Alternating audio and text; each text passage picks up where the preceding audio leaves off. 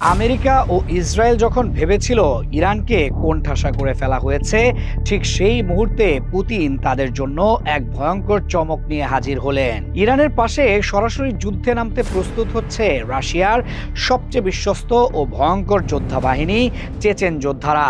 Chechen নেতা Ramzan Kadyrov গত সপ্তাহে সরাসরি ঘোষণা দিয়েছেন আমেরিকার বিরুদ্ধে ইরানকে সহযোগিতা করা উচিত এবং তারা সেটা করতে সম্পূর্ণ প্রস্তুত। এই একটি ঘোষণায় পুরো পশ্চিমা বিশ্বকে নতুন করে চিন্তায় ফেলে দিয়েছে।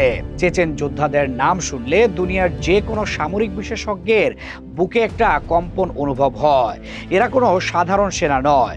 দশকের পর দশক ধরে রক্তক্ষয়ী যুদ্ধের মাঠে লড়াই করে তৈরি হওয়া এই যোদ্ধারা শহরের ভেতরে গেরিলা যুদ্ধ, পাহাড়ি সীমান্তে অভিযান এবং জঙ্গলের ভেতরে লুকিয়ে আঘাত হানার কৌশলে বিশ্বের মধ্যে অন্যতম সেরা।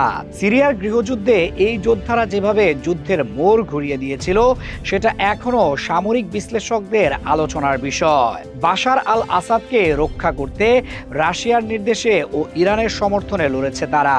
ইউক্রেন যুদ্ধেও রাশিয়ার হয়ে কাদিরভের আখমাত স্পেশাল ফোর্স এমন ভূমিকা রাখছে যা নিয়ে পেন্টাগন পর্যন্ত উদ্বিগ্ন। সেই একই যোদ্ধারা এখন মধ্যপ্রাচ্যে আসতে পারে, এই খবরটি আমেরিকার জন্য একটি সম্পূর্ণ নতুন দুঃস্বপ্নের শুরু। অনেকে প্রশ্ন করতে পারেন, সুন্নি চেচেনরা কেন শিয়া ইরানের পক্ষে লড়বে? কারণটা আসলে ধর্মীয় নয়, কৌশলগত।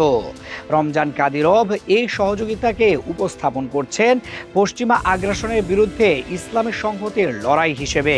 তিনি নিজেকে কট্টর মুসলিম হিসেবে পরিচয় দেন এবং আমেরিকার বিরুদ্ধে যে কোনো মুসলিম দেশের পাশে দাঁড়ানোকে তিনি ধর্মীয় দায়িত্ব মনে করেন।